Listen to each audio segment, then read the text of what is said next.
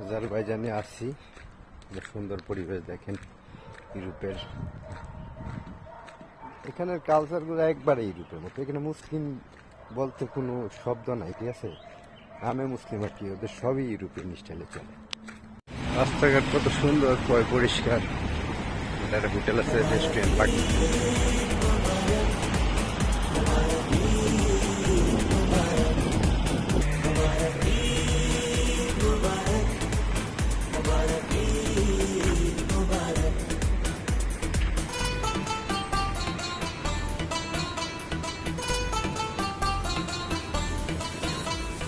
खुशबू लगा के রাস্তাঘাটগুলা छिड़कर ফল গাছের অভাব নেই, কত গাছ।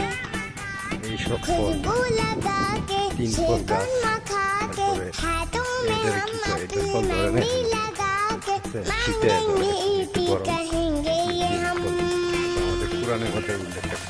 प्यारी मामा प्यारे बाबा ईद मुबारक सबको सबको सबको सबको ईद मुबारक प्यारी मामा प्यारे बाबा ईद मुबारक सबको सबको सबको सबको ईद मुबारक चूड़ी पहन के काजल लगा के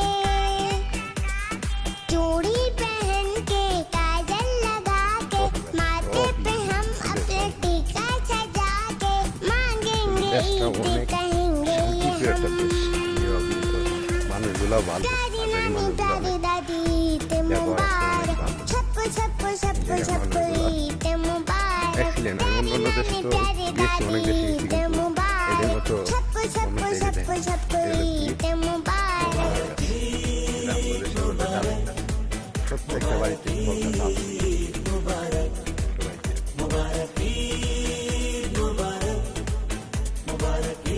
সবগুলো এত সস্তা, এত সস্তা, যেগুলো আমাদের যেমন 10 টাকা 15 টাকা কেজি করে, এখানে অনেক সস্তা। আমার ফল অনেক সস্তা, এখানে ফল যে না খাইতে পারে আমার উচিত नीचे जाऊंगी ফসল বাজার আজারবাইজানে দেশে ফুটপাতে বাজারে মেয়েরা বসে, मैं अपने कपड़े আলু दिखाऊंगी সব কিছু পাওয়া যাবে।